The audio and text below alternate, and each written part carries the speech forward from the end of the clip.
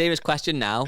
Would you rather Robbo get through to the Open and England get beat by Germany, or England win and Robbo not go through?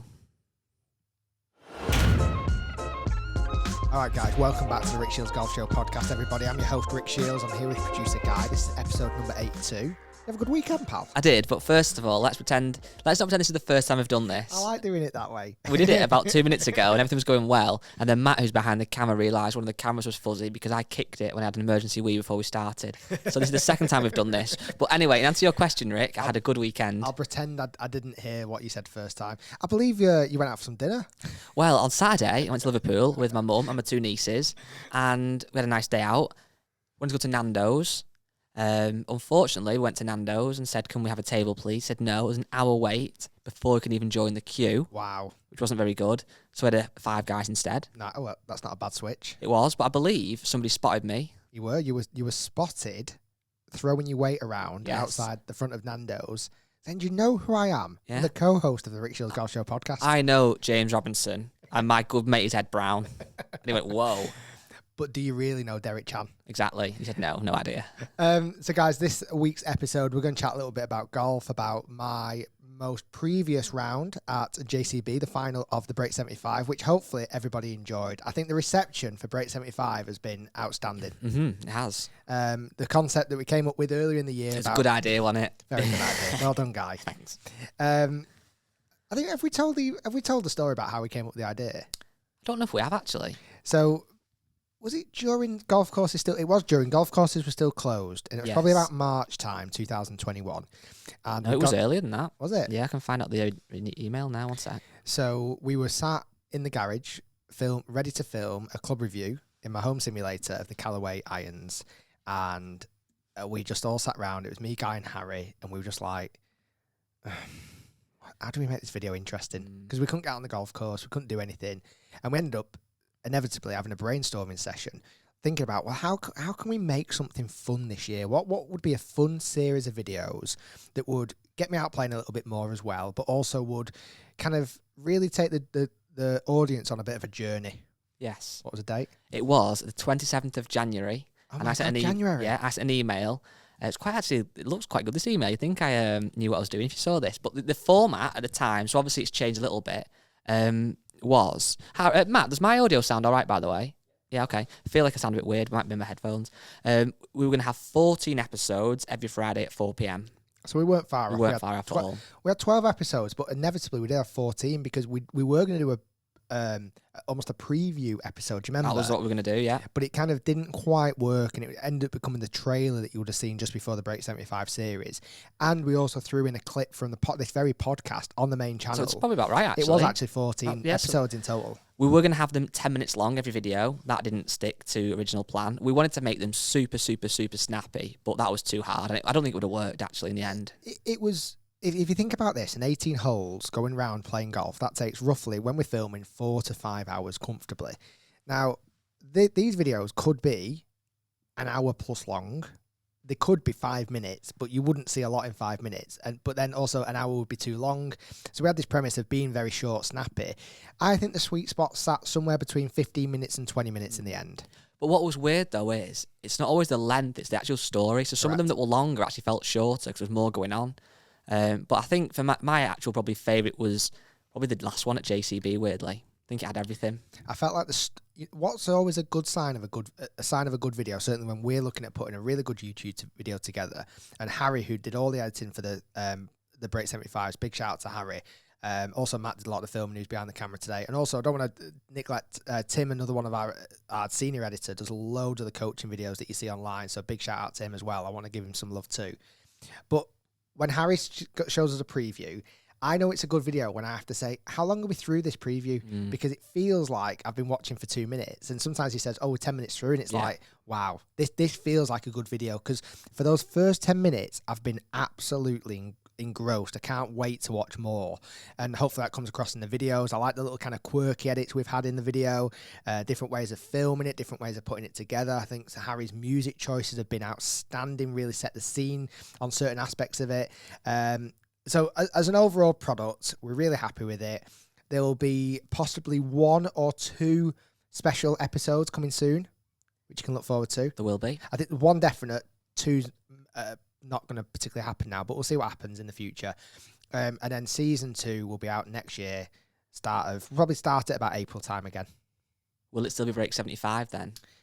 I think that's still a nice number. Mm-hmm.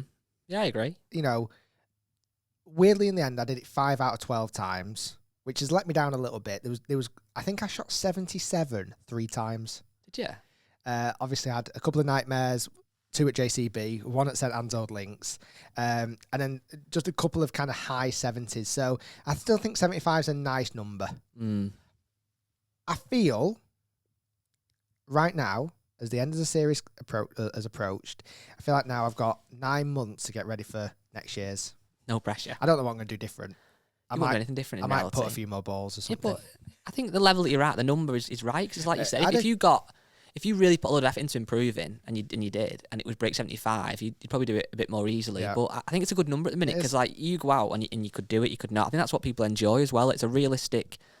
It's probably more reflective of people's handicap. I know, again, your handicap's been given as +1, but in reality, if you go out and shoot 3 over, you're pretty happy with that. Yeah. Or 2 over, whatever. Exactly. But no, it's been good, and I think people have enjoyed it, and there's going to be more episodes coming in the future. Yes. I'm excited for it. And I think going back to what we just talked about there, this kind of idea of setting, certainly my own parameter, it was exactly now 4 years ago since I last qualified. I last really played competitive golf. And the last time I actually participated in regional open qualifying. Well, my last open qualifying took place in 2017 at West Lancs, where I finished in style with a hole-in-one on 17 and a par on 18. I hung up my open qualifying boots and went, I'm okay with that now because I know where my limit sits. Well, open qualifying was this weekend. It was. And today, when this comes out Tuesday, it is the final qualifying. So we should know by the end of today, well, not actually today that we're recording this, but by the time this podcast's out, who's got in, who's not got in, etc. I'm going to give a very, very quick summary of what open qualifying is, certainly for people in the States that might not know it. A lot of people in the UK might not know what it is. Okay. Over the last few years, typically you have a regional qualifying golf course, which is, as it is, a regional qualifying course. Normally there's probably about 8 regional qualifying golf courses around the country. And on one particular day, normally at the end of June, there is an 18-hole competition and a top section of each regional qualifiers, the lowest scores will qualify to play in final qualifying, which normally takes place about a week or so later at a different venue, at a final qualifying venue, where typically 3 players qualify after playing 36 holes of golf, and those 3 players from 4 different final qualifying events, so 12 in total, play in that year's Open Championship. This year's been slightly different. There's only 4 regional qualifying venues. Once you qualify from there, it was split over 2 days. Moorfield went through to final qualifying. Final qualifying takes place today at the same venues as regional qualifying. I'm making this sound dead simple, aren't I? Again, final qualifying is 36 holes. Top 3 get in. 12 golfers a mix of amateur golfers who are playing off scratch or better, teaching pros, ex-tour pros, tour pros. Anybody has the chance potentially to be playing in the Open in those 12 spots. The magic comes from, like you said, if you're a scratch handicap amateur or a PJ pro or just a pro, you're 54 holes away from playing in the Open. Crazy. And that is why the Open, obviously the name the Open, is kind of magical. And I think you would find that most PGA golf pros at your pro shop, at your local golf shop, have probably tried it at least once, haven't they? Definitely. Most, because why would you not? Is it 120 quid or something to enter? I think it's getting close to 150 right, 150 quid to enter. Certainly if you're an amateur, because actually I'm going to come on to this in a moment. There's a guy from my golf club who entered. In fact, there was a couple of guys. There was one guy who I'm going to touch on in a moment who entered. And his reason for playing was literally it's 150 quid to play a good golf course in its best condition at its most tough test, back tee, super thick rough, etc. And you've also got the chance of playing with either a pro or another elite amateur who may go on to be a famous tour pro in the future. It's a good way of looking at it. So it's a day out, and it's putting yourself, because a lot of these guys that are amateurs might be the best player at the club or even at county level or whatever it might be. So there might be a big fish sometimes in a small pond, and you go to Open qualifying, and then there's some real serious golfers in there, and it puts you on a level where you see how good you actually are. Definitely. And again, it's that dream. Even if these scratch handicappers, it's not going to happen probably, but if a scratch handicapper has 3 rounds where everything goes right, it could happen, maybe. Yeah. And that's the exciting thing. There's no... if you got through and you played great in regional, great in final, you shot the lowest of the scores. It doesn't matter what your handicap was, what your background is, where you came from, whatever it may be, you have a chance of playing in the Open. So we've got some great news. Very good news. Because you're a friend of mine, friend of the show. Yes. Who had an amazing podcast episode. You'd have heard it. I can't remember what number it was now. Probably in the 50s, would it have been? I don't know. A while ago. James Robinson. Yes. Who played in the Open in 2019 at Carnoustie. 18 at Carnoustie. Yeah, 19 was in Ireland, 20 didn't happen. Yeah. He participated in regional qualifying. He shot 5 under par. Bossed it. He is through to final qualifying today. He's an absolute baller. And like you said, did he have no bogeys? 0 bogeys. That's outrageous. 5 birdies at his home course with a relatively amount of pressure. Pressure from our audience starting to follow him now. He's got like 16,000 followers on Instagram now. Yeah. He's been participating in Road to the Open, at the documentary at the Open. That was just a shout to the Open for that. Those videos were really good. They documented 4 people on their journey to hopefully qualifying for the Open. And James' one in particular was class. And he featured you on it as well. He gave us a nice little shout out. You would have also seen him from the 2 videos we filmed, or 3 videos we filmed with James, where first off, he took on the challenge of, can he shoot under par with 70-pound golf clubs? Yeah. Bossed it, like you said. Yeah. Can he challenge me with playing with only 4 clubs? Smash me. And also a little cool coaching video that he did, 5 tips to play better around the short game, and when he pitched one in from like 50 yards. Well, you know, he's got such a following now and he's so cool and everyone aspires to be him. When you hear the kids on the streets now, they're wearing like some new trainers or sneakers, they don't go, oh, they're sick or they're cool. They go, oh, they're Robbo them. Because everyone wants to be Robbo. Like, I like your new hair, it's Robbo that. Isn't that new TaylorMade driver? Oh, it's proper Robbo. Because that just means cool now. Guys want to be him, girls want to be with him. Yes. But he's happily married. With a child.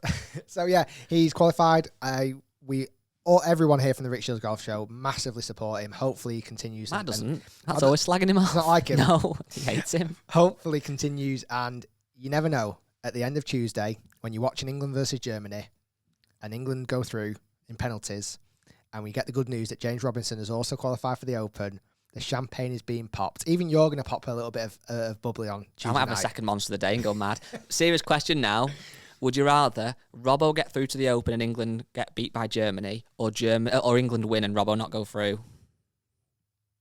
No, I think you'd go Robbo. I think I would. Yeah, that's fine. Yeah, I'm sorry, England, but for me, Robbo comes first. Robbo is priority. Yeah. If I had a golden ticket and I could say only one thing happens, Robbo's playing in the Open. Your hair's getting more like Robbo's as well every day. I wish it was. Bloody hell. I'd take his hair any day. No, I'd take any part of him. Literally. As Nat said to a bishop. But no, Robbo has killed it. And regardless of what he does today on Tuesday, he has, for someone that coaches full time with a very young child, very, very busy golf coach, to go out and shoot 5 under with no bogeys is awesome golf. So he's really kind of lived up to his hype. Well, not his own hype. He's not created the hype, but the hype we've created, if you like, he's lived up to. Doesn't it also show that talent is so paramount? So you were telling me the story, and I was following it a bit as well because I know a little bit about him and his lad who's really good on Instagram. Oh God, I forgot his lad's name. Now it's going to annoy me. Who? Ben. Oh, so Ben Barry, yes. So Barry Taylor, right, who is a golf pro at Clark's Golf Centre, where you go and practice sometimes. Really nice guy. Had loads of like local event victories. Has he ever played in the Open? No, he's got through regional before. He's never got through final. I was following his journey so much yesterday because after 9 holes he was 3 under par at West Lancs. Yeah. And then, unfortunately, had a little bit of a nightmare finish and just missed out by 1. But again, Barry's he doesn't practice, does he? Yeah, so as Rick said then, Barry Taylor is a golf coach, used to be a full-time player, certainly on like the local tours. He's very good at kind of Lancashire level and country level. I think he's probably his best accolade was that he played in the PJ Cup, which is where the best PJ golf pros in the country play against this. It's like a Ryder Cup, but for PJ pros, basically. But he's a really good player, but he hasn't played competitive golf, I'd say, for years, and probably hasn't even played a round of golf. I think it's to me for a year or so. He clips a few balls in between lessons and stuff. Yeah, and he shot 2 over. So he currently, as it stands now, he's the 8th reserve, which he's probably not going to get through on that. But like you said, just to show, there's comes a level where obviously you have to practice, but some guys and girls just have a level of talent where they're always going to be able to get it round, aren't they? They just have it. Well, it's a bit like, probably similar but a bit different, but like when you watch Ian Woosnam at the Masters, and we said about it the other week, he's obviously not going to win it. He's not embarrassing himself. He's getting it round. So he's got it to a level, hasn't he? And I think some of these guys, 2 over around West Lancs when you've not played for ages is really impressive. So that guy I mentioned before from my golf club, I just want to touch on that. So there's a guy who is a scratch golfer, I think, at my golf club. He might actually be lower now with the world handicap system, because I know a few people have come down off that. His name's Dave Jean-Renard. I think it's like a French surname, but he's an English guy. And he shot 9 over at West Lancs. But this is, again, for me, I know we talk about this a lot on podcasts and people might be getting a bit sick of it, but this levels of ability. So Dave is a scratch golfer. So at my club, he's one of the best players. He's won club champs a handful of times. I was going to say, he's competing every time club champs is on into. He's, from what I've not played him for years, but he's not a massive hitter, but keeps it straight, can get it round, and round his home course, he's a comfortable, genuine scratch golfer. Really good at like I say, playing that golf course that he's played 100 times. Yeah, and he can score really well. So he went to qualifying and he shot 9 over 8 1, which he's come tied 95th. So he's far from embarrassed himself. He shot 9 over, which is probably the kind of worst he'd want to really shoot. But again, not a horrendous score. Is 81 really? But it just again goes to show the levels. The scores that have qualified so far is 1 over. So he's about 8 shots away from qualifying. Yeah. But at a local golf club, he is what we call an elite player. So again, that kind of big fish in a small pond. And it's just that level of like every golf club again has got the scratch golfer, the +1 golfer, the elite junior. But even to get through the first stage of open qualifying, it's just that different level. And I messaged him before and said, I was doing the podcast today, and did he mind if we mentioned his name and his score? And he said, absolutely no problem at all. He was playing pretty well, he said, although we got 81. He was only 1 over for 15 of the holes, but then 8 over the other 3. So as we see with these links courses, you have a couple of bad holes, it just destroys you. So easy to make doubles and triples. 100%. But he said actually as well, he said, all in all, it was a great experience. When am I, a decent club golfer, which was quite modest, but nothing more than that, so it's very modest really, ever going to get the chance to play with a likely future tour pro around West Lancs for 150 quid. Loved every second of it. Very good. And he actually weirdly played with Josh Greer, who is the Australian young lad who featured in your Break 75 video with Minwoo Lee at Kings Barnes. Who plays off +5, who got and he through. Qualified. Yeah. Wow, mad small world, isn't it really? Crazy, that, isn't it? So Josh qualified, James Robinson qualified, a friend of mine from college who was the best golfer in college by a million miles when I was there, Chris Hansen, qualified. I think he was nearly winning it. Was there any other names that you know of? Like actually qualified. I know Sam Avery from St Anne's Old Links. Did he get through? He qualified. Oh my days. Yeah. There was a 19-man playoff at St Anne's Old Links. I think he was in it and qualified. Oh, that's awesome. I didn't realise that. Oh yeah, he's there. Yeah. Wow. It's cool, isn't it? That's really good golf. Shout out, because I think people want to know. I think Dan Webster did solid. Yes. So It wouldn't have been. It wasn't his best round of golf ever. I think he shot 10 over. But considering only last week he participated in Ironman. Yeah. Was it Ironman or triathlon? What's the difference actually? I think an Ironman's longer. I can't remember. He did the one that's a marathon, a massive bike ride. Yeah. So whichever one that Whatever was, it was ridiculous. Yeah. I think he raised £17,000 for Alder Hay Hospital, where his son was. Big shout out to Dan. I think he's done an amazing job there. And actually, I'm sure he'll be slightly disappointed about his result, but good on him. The elephant in the room. Peter Finch. He shot 7 over at West Lancs, which is 79, and he came tied 74th. So from qualifying, he was 8 shots off. It's really interesting because I feel like Sorry, 7 this year, shots off. My bad, 7 shots off. Yeah, because 1 over qualified at West Lancs. I feel like this year, as I was looking at it from kind of looking at it from the outside perspective, I've not played with Pete. I've not played golf with Pete for a while, but from the outside perspective, I felt like he was trending in the right direction. I felt like this year, with the things that you couldn't have a crowd at West Lancs, there's no audience. That's something that I found really hard to play in front of. I don't know if that might have suited him. There was a much better chance of getting through regional qualifying because there was more spots available. But unfortunately, it didn't go to plan. He didn't qualify, which I'm kind of surprised about to some degree because I think he's put a lot more work into his game this year. I feel like he looks like he's swinging it better, hitting it better. But it begs that question again. You look at the guys who have qualified, the ones that we know somewhat personally now, Josh, James, Chris Hansen, whoever else, they just have that ability to score outrageously well, regardless of pressure. Mm-hmm. Like they just have that ability to get the ball in the hole in less shots than most. Yeah.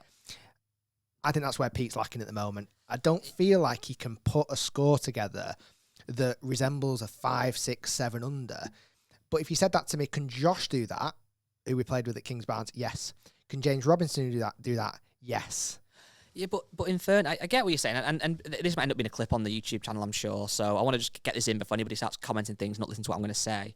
Fan of Pete. I wouldn't class him as a friend as such, but because I don't really know him that well. But he's a nice guy, and whenever I'm with you, we have a bit of chat, and he asks how my family doing and stuff. So I can't fault him as a bloke. Yeah. First things first. But what I would like to kind of, my opinion is, this is where social media is, I think, can be false, because even you just said that it looks like he's doing well. That's it. On what basis? Because I can put, and I've done this before myself, I'll hold my hands up, clips on Instagram holding a chip.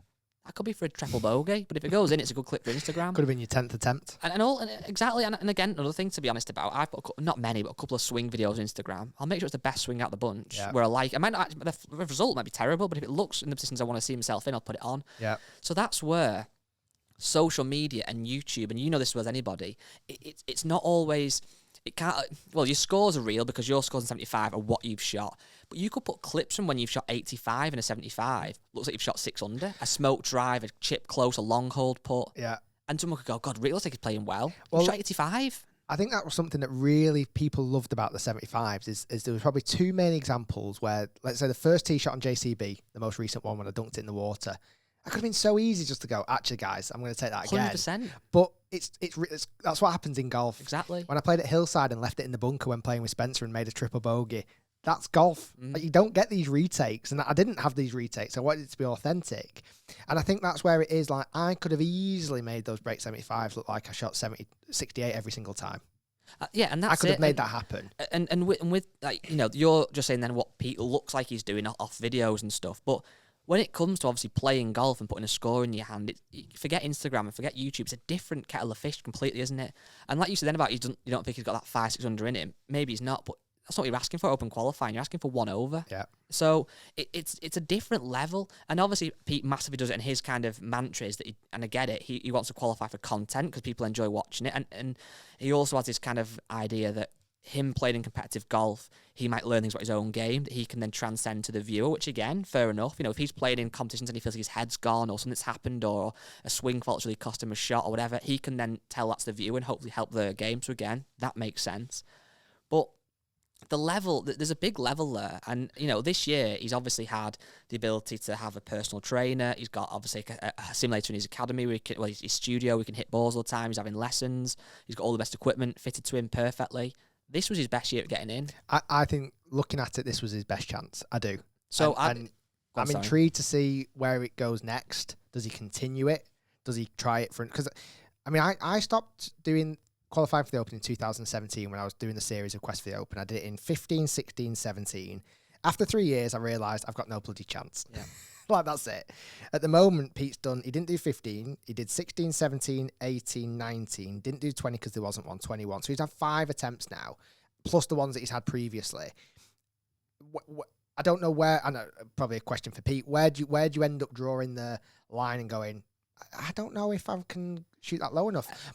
But that's the thing with the Open. It's £150 and you have 3 rounds at it. That's it. In one sense, why should he ever stop? Because if it's 150 quid, without being funny, is not a lot of money, I'm sure, to him. Certainly for the content he's making, it's nothing.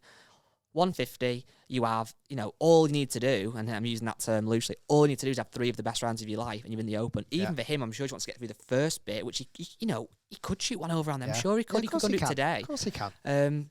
But it's just that thing, and this is the beauty of the Open, but also what you need to be realistic about is anybody who's off scratch or better can enter, and it's only 3 rounds of golf, but it's actually a lot more than that. And the analogy we thought of before, which is a bit silly, I know, and I use this analogy a lot, but we've got a dartboard in the back off camera. If you give me 3 darts down, said, get a 180, I'll give you 100 grand. I'm going to have a go at it, and I might do it, but I'm probably not going to do it, am I? And it's almost like a gamble, Would you innit? pay for £150 for it? Well, probably would before we go, yeah, because if I do it, which I think I could do, I've hit 180, I've never hit 180, I've hit treble 20 loads of times, so why can't I do it now? You know what, almost even a better analogy is like, each dart is each qualifying event. Yeah, exactly, yeah, okay. Like the first dart is regional qualifying, bang, I've hit 60. Yeah. The next round is the first round of final qualifying, bang, I've hit it. And then the last start is the second round, final qualifying, to get in the Open, or to, for your analogy, to win £100,000, like your hands like this, shaking like crazy. I mean, that's the different levels. I've got a question. Go on. Can a YouTuber who makes content, okay, there's lots of them now, lots of golf YouTubers, can a YouTuber who documents their story or puts themselves out there making videos, that's their job, can they have the ability and the skill to get into the Open? Absolutely. Because this weekend, I was tracking a lot of the YouTube golfers. A lot of them didn't have the best performance. But this is the problem, right? And obviously, I love YouTube golf. And I'm not going to call anyone out because no. that's for other people to look into. But you've had bad scores, which you've talked about. And I want to touch on that 100%. In a minute. But what I want to try and get off my chest, it's stupid. And I just want to, again, preempt this before anyone says anything. Every guy we're talking about, I'm sure, would go and beat me 10-8. So it's not about me thinking I'm better than anybody. That's not relevant. But people that make YouTube content obviously do it to entertain the viewer, to educate them, to inform them and all that, and it's great. But I think, and I'm involved, I'm part of this almost problem, if you want. I get sucked into it to think they're better than they actually are. Most of these guys that are making content on YouTube are decent players who can played for 10, 15, 20 years and get themselves around a golf course. But that is one thing. Doing it properly with these guys who are serious golfers is a different kettle of fish, and the scores are reflected in that. There's no reason why somebody... It's not like, you could document your round and then edit it, but on YouTube it might take a couple of hours to do so. You can still balance that with a really heavy workload of golf practice and being an elite golfer. That's doable. But the people from the current crop, there's none of them really that are that amazing. The only ones that, and I know I got a little bit of a slagging off for saying this last time. The only ones I've seen a little bit more promise now, because I've seen a bit more resulty type golfers like Mika from Good Lads, Mika Morris. But I don't know, again, I've not seen him in a competition as such. YouTube golf, when it's just cameras and it's entertaining. Like I feel like I'm in my absolute element when I am in front of camera and I'm talking and I'm like, right guys, this is what I'm going to do. I'm going to hit this shot. I'm going to hit a little draw off that tree. I'm going to do this. This is what I'm going to do. Blah, blah, blah, blah. Hit. Oh yeah, look at that shot. How good is it? I'm very verbal in the way I'm expressing it. I'm turning back to camera. I'm giving it a cheeky wink. I'm walking off, got a bit of swag, walking down the fairway. That's how I feel like I play my element. Playing competitive golf is not that. Completely different. You don't talk. You don't get excited. Really, you can't do, because other people, you can't be doing what I just did then, because so I'm gonna spin it back, that question, because when I played competitively as a YouTuber, I thoroughly didn't enjoy it. Not thoroughly is probably the wrong word, but I found it very different to obviously playing just golf on camera, but playing competitive golf when you know you've got an audience that are following you and they want to know your result. I found when I was playing golf in these competitions, if it was going really well and I was playing solid, I was already thinking in my head, what's going to be my Instagram post after this round of golf? Like, I can't wait to get on Instagram with me next to the leaderboard going, hey guys, I've shot 67 today. I'm leading in the clubhouse. How good am I? But on the flip side, there's so many times as well, you'll be playing and you double bogeyed the first few holes and you go, oh crap, what fuck? How am I gonna explain this now on Instagram? How am I gonna tell my audience that, oh guys, I just didn't have it today. I've shot 7 over again. Do you think that's the difference though? Certainly in the UK, I'm sure the people in the US or I might not be aware of or might forget, but everybody over here has been a YouTuber who then goes, actually, I'm going to try and do X, Y, and Z. I'm going to try and get on the tour. I'm going to try and get into the Open. If it was the other way around, if it was an actual seriously good golfer who then said, actually, I might document a bit of this journey, then that's a different kettle, again, different story in it. Because they've got the pedigree already. It's just whether then they'd have the on-camera presence, but you can learn that. Like, it would be really interesting. Someone like Josh Greer, who played with me at Kings Barnes, qualified for final qualifying. As he got it in him to potentially also do what he's doing with the ability he's got, but also to make a YouTube channel and to be good on YouTube as an entertainer. Yeah, but then again, if he's doing well at his golf, is he going to be bothered? That's what I mean. Exactly, and it's a hard balance. I think people do get disillusioned by some of the people on YouTube because they see them go and shoot level par, like you said, in a vlog. But not only is everything different in terms of how it feels, the pressure with your friends, the course is set up differently as well. West Lancs yesterday, I imagine, I might be totally wrong, will be set up well different than if we'd have gone 6 weeks ago from Essabout. They'll be on the furthest back tees, the hardest pins probably, the rough will be long. It's different, isn't it? Yeah. So, and again, it's a bit like, I know if I went and played JCB in February off the yellow tees, I could get way closer to par. Exactly. But playing off the back tees, 7,500 yards, when the rough's up to your bloody hip, that's a different game. I think my final bit on this, and I don't know why I feel so passionate about it. I wish all these people that go into Open qualifying who make YouTube videos all the best. they are quite brave, like you said. They're putting themselves out there, knowing full well their score will get scrutinised by tens of thousands of people potentially. That's why I stopped playing competitive golf. 100%. So fair play to Pete, to James Wiltshire, to all these guys. But the only thing I do kind of stand by is I do think people think they're far better than they actually are. I really do, because you watch them on the odd video make a nice birdie here and there. You think the player thinks they're better than they are, or the audience think that player's better than they are? I think the player thinks they're better than they are, or lets on that they're better than they are. Maybe they don't believe it deep down. I think the audience gets sucked into it. I definitely believe the audience think they're better than they are, because even me, like a couple of weeks ago, I had a guy going, I was in the car park at the Marriott, and they'd seen the handicap video and gone, "Oh, well done, Rick, off +1." And I'm thinking, oh, don't be fooled. I'm not really. I know on paper nowadays, but I'm off +1 on paper. I don't believe I am really. I still believe I'm a 3 handicapper, 4 handicapper. And again, it's just that balance between being honest with the audience, being transparent, and going, like say, holding your hands up and going, okay, I might not be as good as I think I am, or I'm gonna play. Like, I feel like if James Robinson played all of them, he'd wipe the floor with them without even breaking sweat. Well, then the other thing we touched on before off camera is handicap. Now, I know, again, someone's going to probably say, well, pull to turn pro off 4. But most of these guys, you know, who are making the YouTube videos as well, like yourself as well, turn pro off 3 or 4. And like you said in the last podcast or the one before, when you suddenly turn PGA Pro, you think, right, that's it now. I'm a scratch golfer. I'm going to go and shoot. But you're not like Pete. I know he's probably better than 3 now, obviously. But I think Pete turned pro off 3. James Robinson turned pro off +4 or +5. So you have about 8 shots behind him. Now, you might have got a couple of shots better in a couple of years with all the practice. But you're still so far. You wouldn't even be able to enter if you're an amateur. You have to be off scratch. I also just want to make sure people, I'm sure people know this. We're talking about James Robinson, the ex-tour pro, the ones we've done videos with, not James Robinson who does the YouTube videos, because I saw a bit of confusion on that yesterday as well. I think the last thing to touch on this, because I saw a few tweets again yesterday, and I've tweeted a little bit about open qualifying. Obviously, it's a big part of the podcast today. People saying, "Oh, why don't you qualify? Why don't you have a go, Rick? If you think you're so hard, if you think I'm not." Because I know I'm not good enough. Yeah. Like I know I'm not doing it because I know I'm not good enough to qualify. I think that's the thing when people say that, and that's what I said earlier on with my thoughts. People might say, "Oh, well, they're better than you." Yeah, they are. Yeah. But I'm not for 1 second in any illusion that I could. And a lot of these people, like the guy I know from my golf club, Dave, who played just for the experience, to play around a good golf course. I get that. But he's not expecting he can make it. The guys that are making content around it must believe they can. Yeah. Because you're not going to make videos every year if you're not going to do it. For me, I feel like if start next year, and joking aside before, and I might do some practice for next year's Break 75, and suddenly those 12 episodes, I'm playing mega golf courses, and weirdly I'm like shooting 5 or 6 under every time I play, which is hard to believe. But if I did, I might think, oh, actually, my confidence is like sky high right now. I'm going to give it a little punt. But unless that's happening, there's not a chance I'm going to. If I shoot anywhere close to 80 a couple of times in these Break 75, I'm like, I'm out. I just can't do it. What's the point? If you're not winning local PGA stuff fairly often, most weeks or coming top few, but even, no chance. But even the PGA events, like the local ones, there's like 30 players playing in it, and it's hard. No one's playing in it. But like, there's bigger professional tours are traveling, like the 2020 tour and the Clutch tour, which have massive fields in them that are much like, they're the ones you've got to be winning to really consider, actually, I'm pretty good at this. Yeah. Or challenge tour or whatever. Like, it's got to be levels. Anyway, good luck with everyone. Hopefully, wherever you find your place in if you want to play an open qualifying and you want to give it a go for it.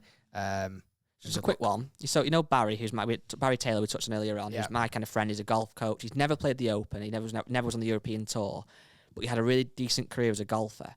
So he was 7-time Lancashire Order of Merit winner, 7-time Lancashire Professional Match Play winner, 3-time Open Championship Regional Qualifying winner. So he won Open Qualifying at Regionals 3 times.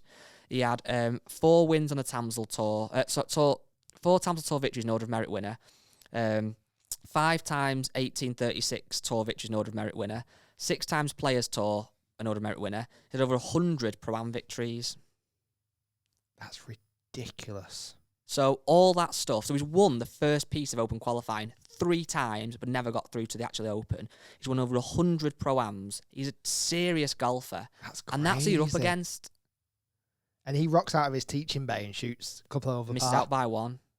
Like, that is the kind of golfer that is a baller that people haven't probably heard of in, further than Lancashire or whatever. who can actually play golf to a really good standard. Doesn't document it all online, doesn't post his nice swing all the time, but can actually play golf. I mean, I almost feel like he wouldn't even put a post out about missing out on one yesterday, did I don't he? think he has, as far as I've seen. Well, I looked before, he hadn't done. Love that. It's just different, innit? It is. It even goes back to the last... You remember last week we talked about the amateur championship? Yes. And Laird Shepherd won it, Yes. right? He only posted something yesterday. So he's been amateur champion now for 9 days, and only yesterday did he post something. But that's the thing. It's mad, that, I isn't know, it? but and I'm the same as you. I'd be thinking straight away what I'm going to put on Instagram. But that's what... But that's why they're the best golfers. They because don't they're not live in arsed. this world. No, not at all. There's Like- more to life than YouTube and Instagram, isn't there, really? Which we can't believe because it's what we do for a living, but it's true. Like, I almost find it fascinating. Like, a lot of these lads, and they might switch the tactics as they turn pro and sponsorship money starts to come in, because having an online presence is really key when you're trying to make sponsorship and you're trying to make money. I get that, but so many of these amateur lads or early pros who they're so not bothered about social media, because that's a distraction Exactly. to stops them playing golf at the best level they can possibly play. It is, yeah. Right. That's a lot of golf. It's a lot. I've got a stupid golf rule for you. Okay, let's break it up. So, possibly my favourite feature this at the moment, stupid golf rules. If you've missed the last couple of episodes, it's where people write in with things that have happened to them either on the golf course or at the golf club where it's a stupid golf rule, hence the title. If you've got one that you want to send in, please do. It's podcast@rickshiels.com and we'll get them out, hopefully. We've got loads of them in the bank at the minute, but the more the merrier. This one, the good ones make my blood boil, Rick. Okay. Do you want your blood to boil? I want it boiling hot. Okay, so it's from Ollie. I don't think there's any reason for it to be anonymous. When I started playing golf properly at 15, it's about 9 years ago, I was a junior at a golf club. Having taken up the game that summer, I started playing a few junior tournaments, and I was given a handicap of 32. Okay. Which I think at the time, they weren't official worthy, 28 was the highest. There was a men's 4-ball, better ball competition coming up, and my dad asked the head pro if I could play with him, but obviously making sure I was playing off 28. Okay. So I didn't take more shots than was kind of legal at the time. Yeah. The pro agreed and said that was fine. We booked to play on the comp. I basically played the best golf I've ever played up to that point, and we shot the best score overall, winning the comp. So it's better ball, him and his dad. Yeah. 4-ball better ball, so that means just 2 against 2. I always forget with that one. So he's gone off a handicap that's 4 shots lower than his actual kind of handicap, but wants to play firm, playing the comp. Obviously, the committee of old men heard about what happened, and we got disqualified. The head pro, in all fairness, was really good about it and was really angry as well, but couldn't get the committee to change their decision. The old blokes have since moved on. The club's been better for it. So basically, he got banned and told you can't win the comp because of that. This isn't the first time I've heard a story similar to this. Many, many times I've heard a story where a junior golfer has played in a men's competition, won it, and then after has been disqualified, not allowed to play in it, not allowed to collect the prize, whatever it may be. And for me, it's unacceptable in any capacity. I think what's an awful situation is things like, it sounds like that golf club, the pro wants it to be proactive and proactive to juniors. Ollie, you said his name was, didn't you? Ollie wants to play in the men's competition. Like, he wants to play, he's done the somewhat the honest thing and played off the maximum men's handicap, which was 28. So he's already taken a hit there. And he's had a field day, which a lot of junior golfers have the capability of doing so because they're playing at the golf club a lot. Like, when you're a junior, you do reduce your handicap so much, don't you, really? Do you know what I mean? You're playing so much golf. You're playing more than the comps, so you can't get your handicap down low enough, quick enough. And I think that's where the old men committees at many, many golf courses, they can't get their head around. They can't accept the fact that because I only get to play once a week because I'm working every day, Monday to Friday, I'm at an unfair advantage at a junior who can play every single night and get the handicap down. But that's it. That's golf. Like, if the player shot the lowest net score, if that's what it is, if it's a net tournament, that player, regardless of age, regardless of sex, that's another big thing that's come into kind of fruition recently, regardless of what's taken place there, if that player has entered to play the competition and abide by the rules that are set out in play, they should be able to take the prize. They should be able to win. There should be no restrictions to who wins that competition. I think for me, obviously it looks like there's probably something against juniors. It's more the fact that if I'm trying to play devil's advocate, they've said, well, you play off an incorrect handicap because your handicap's 32 and you play off 28. But he's going to have a handicap that's lower. So I'm sure you're allowed to go off handicap lower. Are you? Oh, right. I might be wrong, but I remember something along the lines of I'm sure you're allowed to play off, because there's lots of like corporate days or other days where the maximum handicap is 20 or 24 or whatever. That's true, yeah. And you have to play to that handicap. Yeah, that's very true. So if the maximum handicap is 28, Fair, yeah. the only thing, and again, for me, is that if it was, and I don't agree with this rule one bit, I think it would be ridiculous to have, but I know golf clubs will have it. If there was a rule that very clearly stipulated that junior golfers cannot play in men's competitions, and that was the rule set out in play, and this junior entered a men's competition and won it, if the rule was set out in play that juniors categorically cannot play or win in men's competitions, then the committee have a point. I don't agree with that. I think that's wrong and incorrect. That's the only time that you'd ever think, oh, actually, he doesn't deserve to be disqualified. He does deserve to be disqualified because he's actually broken a rule of the golf club. I've got a question for you then. Go for I want to be honest on this. It's a tough one. I don't agree with it, but it's just worth the discussion. So at my golf club, when I was a junior, if you were a single-figure handicap junior, which actually there were quite a lot of us at the time, you could play in the men's comps. Yeah. And I think you could win them all if you were... I think you could. There might be a couple that you couldn't, but I think you could. But you knew that going into it anyway, whatever the rule was. And obviously at the time, I completely was for that and thought it was completely fair, and a lot of people did as well. And I still do. But just to put a different opinion out there, how would you feel if you were a full member of a golf club and your green fees are, let's just say, £1,200 a year, and juniors are paying £100, which obviously it's great for juniors to pay a reduced green fee, it's good to get people into golf, etc. I'm sure we all agree on that. But if you want to play at 10 o'clock on Saturday morning because you had something on in the afternoon, it was your daughter's birthday party, whatever, and it was busy. You know, club comps these days, know from experience, get very busy very quickly. You go to book on at about 10 o'clock and there's no spaces, and the 10 o'clock tee you were hoping for has got 2 blokes and 2 juniors. They're paying a tenth of your green fee. Would that annoy you that you can't get that green fee because there's juniors there, or is that just really petty? Or how would you feel? Because I could kind of get it to some degree if someone was annoyed. I don't ever think I'd look at it that way. I don't think I'd ever break it down to how much they're paying from a personal perspective. And the other thing, when people get asked about juniors winning, personally, again, if you're asking me, I just don't think I'd be asked enough. Like, even if I had get my name on a board, I don't think I'd be asked enough to think, oh, juniors beat me because he's shot a less net score than me. It's just golf. Like, but what about that? I know it's hard because you're not a member of a golf club, but if you wanted to... If it was happening all the time, I think I'd want to get in a point going, how can I guarantee a tea time at 10 o'clock? Yeah. If I want a tea time at 10 o'clock, what do I have to do to guarantee it? The thing, I mean, do you remember the old school things? It probably still happens at golf clubs where the Saturday competition, the paper board, the paper sheet would go up in the clubhouse on a Thursday night. That, Mike, for the week after, so not the next. Yeah, that just happened at mine. It's all online now. Physically go down to the golf club, because it was the golf club's way of getting, Rick and Guy are going to go down. They'll grab a quick pint or whatever. But I mean, that I found ridiculous, because if you worked evenings and you couldn't get down, that's just the most ridiculous thing in the world. Like I say, it's probably hard for me to really give an honest answer, because I just don't think I'd be arsed enough. No, and that's good. I don't think people should be, but I'm trying to give other reasons, because I don't get it why people are so against juniors sometimes. But like, that could only be one angle that people might say, well, I'm paying tenfold what they're paying and I can't get a tea time. But that is very petty. Yeah. If it happened every week, maybe you've got a point. But if it's a one-off, it's not really. Yeah, because otherwise, the 954 that's been taken by 4 members, full pay. I just can't get a tee. That's what I'd be annoyed about, as opposed to who's in that tee slot. Yeah, like, it's almost more the club's fault. Why can't I get a tee on a day that I want to play golf? Do you think that juniors should have to play with men though? So you couldn't have 4 juniors in a comp, or 3. I must admit, I'm not opposed to that.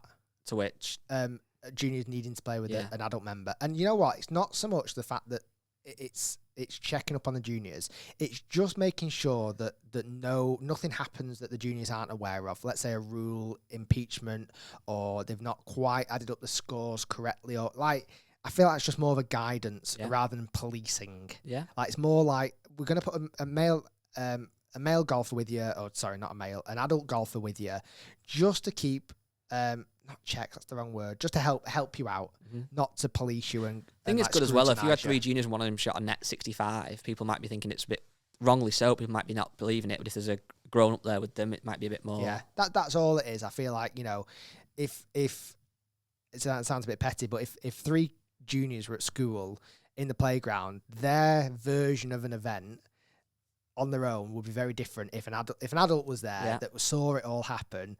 I feel like the adult would have a better perspective of the event that took place. And that's similar to out on a golf course. Like if you've got 3 juniors out there playing on their own, if it's a junior comp, fine, that's what it is. But I think as a proper tournament or whatever you're playing in, I don't think it's the end of the world if you did have an adult there just checking it. Fair. And the other thing as well, I'm not sure how confident, because I've had it, not personally, but a student I used to coach had an issue with another junior, and they thought this other junior was cheating a lot, and that the junior that I knew didn't maybe have the confidence or the ability to raise that subject, where I feel like if there's an adult there, an adult could go, I'm really sorry, little Jimmy, you've made an error there. Like that's actually against the rules of golf. I'm not sure if you're aware of that, but you can't ground your club in a bunker. Or actually, by the way, did you notice there you took 8 shots and you didn't take a 6? Or do you know what it is? It's more just giving that little bit of guidance, having that grown up brain, being able to put an input in there. Nice to put. Yeah, deep. Or I'll tell you what then. Quick Dear Rick, and then I've got some questions on Instagram for you. Okay. So the Dear Rick this week, quite short but quite sweet. I've recently started playing last year after playing when I was younger, but I always used to get bored or annoyed after 12 holes or so I stopped. Really enjoying playing. Got a couple of groups of friends I play with, and they are all between a 15 and 23 handicap, and I'm playing off 32. I've had a few lessons, but I find once a week for half an hour doesn't seem to be beneficial, and I'm probably playing about twice a week. I'm slowly improving, but really find it difficult to keep motivated, as I almost feel like I get sympathy, good shots, when I know they're really bad. Would you recommend cutting back playing and taking more lessons for a while, or just keep going? From Anonymous. Half an hour a week. Half an hour lessons I always really struggled with personally. I feel like in half an hour you can't really dive into a student and really get, make some actual significant changes. For me, I always wanted to coach hours or even somewhat 2 hours. So what might be a good recommendation there is if he's going to take half an hour each week, why not bunch them all together and take 2 hours once a month? Because you might even get a better discount on lesson prices as well. Then continue to play, and if you've had 3 weeks of playing experience, at least then at the end of the month or at the start of next month, you can go back to your coach and go, for the last 3 weeks, this is what I found. These are my scorecards. These are a little bit of stats. I feel like I could do with working on my chipping, on my putting, on my driving. And then the coach can go, great, we've got 2 hours today to really dive into this information. I think little half an hours here and there just don't quite do what you want it to do. So that would be my recommendation. Play a lot of golf, yes. Have 2, instead of half-hour lessons every week, have 2 hours once a month. That would make much of a bigger difference, in my opinion. You know what I don't understand about this question, though? This is kind of why I've picked it. Because he or she started off by saying, I think they started playing last year, and they played a lot when they were younger. They used to get bored or annoyed after 12 holes. They've then said, really enjoying playing, got a couple of friends, and then but then he says, I'm slowly improving, but I'm finding it difficult to keep motivated. I feel like I'm not getting, as I feel like I'm getting these sympathetic good shots, etc. when I know the bad shots. I don't kind of get, in one breath he's saying, I'm really enjoying playing and being back, and obviously enjoying it much more than when they were younger, because they're playing the full 18 holes and stuff now and being with friends. But then saying that they're getting kind of demotivated by the bad shot. So it's kind of like, I don't understand if they want to, do you get what I mean? Yeah. It sounds Is it because the friends are better than them that's getting them down? Possibly. If the friends were off 35 and he was off 32, or he or she was off 32, you might be thinking, oh, I'm great. Is it more than comparing themselves with other people who might just be more gifted? What's that meme? Always play golf with someone who's just slightly worse than you. Well, that's why I love playing with you. You bastard.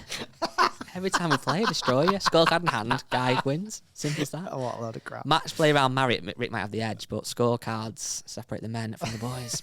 1 round for this old course. Worse, sorry. Oh, yeah, St Andrews, the old course. Yeah, the most famous golf course in the world. No, but yeah, I think, again, we've said this before, but as golfers, we're also bothered about how we play, aren't we, naturally? But we need to just enjoy playing. And that, I think, you know what I was looking at the other day, actually, just briefly. So, on Facebook, you've got your memories pop up. The year 2013, stuff that happened around this time, so what's that, 8 years ago now, there's a few things that popped up, and that was the best I've ever been at golf. And there was a few, I was a bit cocky, but at the time I was taking pictures of because when you play a comp at the club, and I think they still do this, they used to always print them off and put them on the board. Yeah. I had a couple of wins in some of the men's comps as well, obviously I was in the full section then, but a couple of wins, a couple of lowest grosses, a few level pars and stuff. And at the time, I remember what the difference was, and the only real difference was, I think I got my handicap down to 2.6 was the lowest official I got to, I think. So it was nearly 2, but 2.6. And I was having this really good golf. I'd shoot level, one over, couple over. And the only thing that was different, I remember this so vividly, was I wasn't getting bothered by it. And I remember this weird feeling of hitting bad shots and thinking, I don't care. I think I was 22 at the time, so I knew I wasn't going to ever be a good player. Dreams of being a pro had long since gone. I was working full time. And I had this feeling of like, I don't really care. And off the back of that, I actually played the best golf I've ever played. Who famously now has that same kind of mindset? Who doesn't care? Yeah. One of the best players in the world. Dustin. And that's what a lot of really good players, when they praise Dustin Johnson for his golf game, they praise his mentality. Yeah. Because he just doesn't care, does he?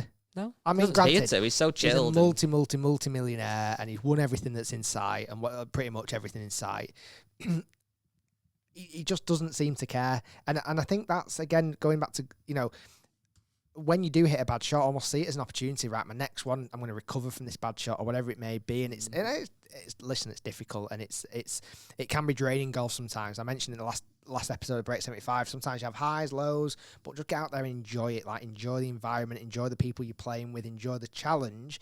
It's not always going to go your way, but if you stop enjoying it, that's when it's kind of becomes a bit of a problem. I want to very quickly, only because we're not touching it loads, European Tour over in Germany. Victor Hovland won it.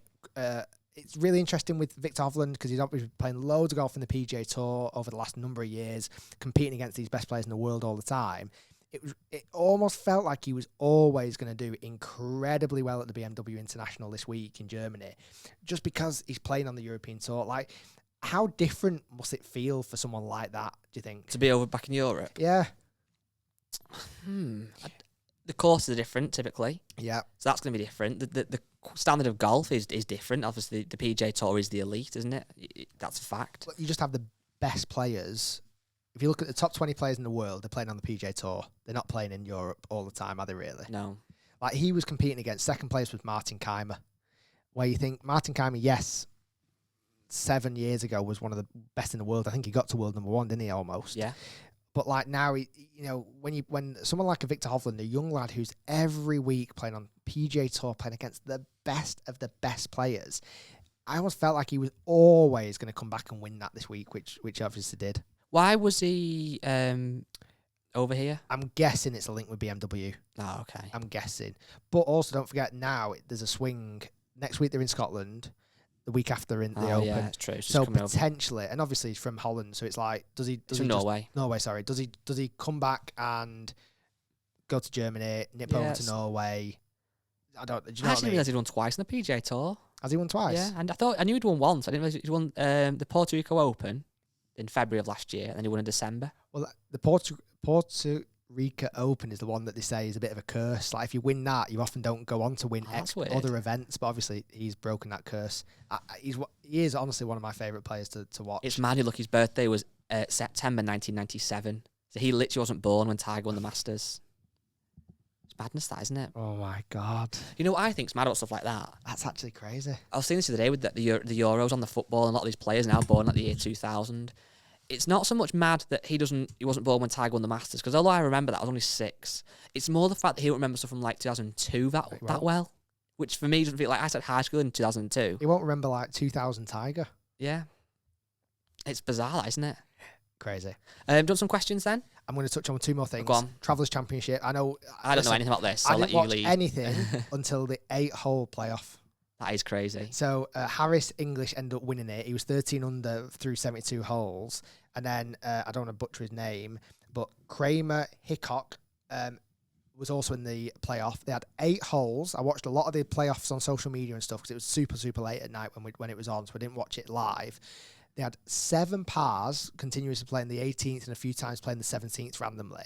And then it came down to the last hole, and Harris English made birdie and won the tournament. I just wanted to touch on that very quickly. And then last thing, because I actually weirdly watched more of this weekend than any other golf event. It was the KPMG Women's PGA Championship, and Nelly Corder, who now has just gone to world number 1, won it, and she's famously with the famous sister, the Corder sisters. Her golf just looked outrageously good. She made 2 eagles on the final round and threw in a weird double bogey as well, which after dunking it in the water. But I actually watched a lot of the ladies golf and actually really, really enjoyed it this week. Not that I don't normally, but it sometimes gets overshadowed with how much golf is going on at the weekends. Like, for example, a couple of weekends ago with the Amateur Championship, the US Open, whatever happens in European event, and then the ladies. I always feel like there has to be some level of priority. But I must admit that went higher up in my priority this week watching it. So it's class. Nice. That's Rick's talk. We'll start doing that 60 seconds for it to pretend he watches the golf. I'll just sit here and have a clue who's talking about these names I've never heard of before. And nobody shouted for again. Whatever. It's whatever. Yeah, each to their own. Okay, so I've not done this for a while, which is almost like quick fire questions. Obviously, it's never that quick fire, but so this on Instagram. Sean has said, pick one: a driver fitting or a putter fitting. Now, probably depends on the individual, but what do you think is going to be more beneficial for most people? I think more people would pick driver fitting because they think, I can hit longer in this and other, but neglect how many times they use the putter. I feel like in a weird way, you can, if you had a rack of putters, let's say you went to a pro shop and there was 20 putters, have a few putts with them, and weirdly, it's a bit like Excalibur's sword. You'd find the one that kind of suits you naturally. Yeah. You'd want, I like the look of that. I like the feel of that, the weight of it. I feel like I'm rolling that well. It's going in the hole more often. Like, I feel like you can almost do that on your own. Yeah. I'm not saying it's perfect, but you can kind of do that on your own unless you're massively like 7 foot tall or you're really quite short and you need a different angle or length or whatever it may be. Where the driver fitting, you can't really do that. You need somebody to have the data, the launch monitor, the screws, the fitting, the different shaft, the different lofts, have that expertise a bit more. Like, I don't feel like you can do that on your own. Yeah, but that's the thing as well. It's how do you determine fitting? It's something I always confuse. No, is it confusing me? Because fitting, like you just said, I know what you mean about doing it yourself, but if you give someone like a traditional bullseye putter, it's like what you have at a crazy golf, versus a massive like 2-ball or big spider, and they said try one of those out, I suppose that is in a sense a fitting. And even if you do it yourself, you fitted yourself by going in like that putter, I like that one. Whereas when you think of fitting, you think of like being in a studio, hitting balls, a professional fitter. I must admit, my brother had an amazing putter fitting at Torex Golf with Lee Sullivan, and it was phenomenal. It was so insightful. But it's not improved his putting at all, I wouldn't say. And that's not an effect on the fitting. I mean, I know a bit about... he stands very strange to a putter, doesn't he, actually? Yeah, but it literally didn't improve his putting. But I'm not suggesting that the fitting was great. Sorry, Giles, by the way. No, yeah, he does. But yeah, I don't know. It is tough, isn't it? I know we have this fitting debate quite a bit and stuff, but I'd love to know, maybe people can email in, real actual factors where like, you've had a fitting and you've actually dropped your score. Yeah. And that can't, but then again, how do you measure that? Is it because I got fitted for a set of irons, then played more golf because I love them, and therefore my handicap came down, or is it a direct result of the fitting? Too hard to measure, almost. Are tattoos looked down upon on the golf course? That's from Connor. Would you look down at someone if they had a tattoo, Rick? Not at all. No. I don't have any myself, but I quite like tattoos, actually. Weirdly, I follow a lot of Instagram accounts of tattoos and tattoo artists. I find it fascinating. Really? Yeah. I find it so incredible, certainly when it's like artwork, and I can really appreciate it. It's not something that I have, or I don't know whether I would do in the future. I wonder whether that's because of my profession. Like, have I ever been influenced by... I don't think it is. I think tattoos, either love them or just... Well, love them, hate them, or just don't have them. Do you know what I mean? But let's say I worked in an industry, and I don't want to... I heard barbers, I feel like have tattoos. Yeah, let's say I was a barber. Professional footballer. Do you feel like if I saw that all the time, would I be more inclined to do it? Possibly, but... I feel like a lot of footballers have tattoos, loads actually, don't they? Boxers do typically as well, a lot of boxers. Like, I wonder if that's... UFC. If I lived in that world, whether I would, because golfers typically do not, like... There are some that do obviously have golfers, but I don't... There's not really... Maybe Ricky Fowler's the only one on tour that I really know has... See? And JT. What have they got? Ricky Fowler's got the Olympic rings here. Oh, that's fair. JT has got something on his wrist, I think. I'm sure he has. Let me have a look. Tour Pros tattoos. Quick question while looking for that. What course... Can't speak today. What course should be on the open rotor but isn't? I don't think it's a popular choice, but it's one that I've played and think it's one of the best courses I've ever played, Trump International. Yeah. I don't think it ever will because of politics or whatever else. But I think as a golf course, that golf course is spectacular and absolutely geared to have an open championship. But I don't think it will just because it has the word Trump in it. Take that as you wish. I don't know what to... Sevi used to have a tattoo. Did he? Seve had a tattoo of that. Well, that's quite cool. Of his logo on his left kind of forearm there. Yeah, Ricky Fowler's got, sorry, I've got it wrong. Ricky Fowler's got Olympic tattoos here, on his forearm, and a few other tattoos just dotted around his arm. Who else? I'm sure Justin Thomas has got something. I want to have a look now. Any other quick fire questions? There is, but the problem is a lot of them have been asked before, and I don't want to bore people with the same old questions. Like someone said, what's your favourite golf brand? But it's hard, isn't it? Yeah. Danny Willett has got an infinity loop on the inside of his forearm, inside of his bicep. Very good. So welcome to Rick Shiels Tattoo Review. The problem is this website, every page is like a new page that has to load. Thomas Bjorn, famously. Oh, what's his? Is it Ryder Cup something? He's got the Ryder Cup score tattooed on his arse. Nice. Yeah. Okay, well that was good. Don't know how long are we on, Matt? An hour? Just over an hour, 2 minutes. Just over an hour. Okay. Thanks, Rick. Bubba Watson's got what does that say?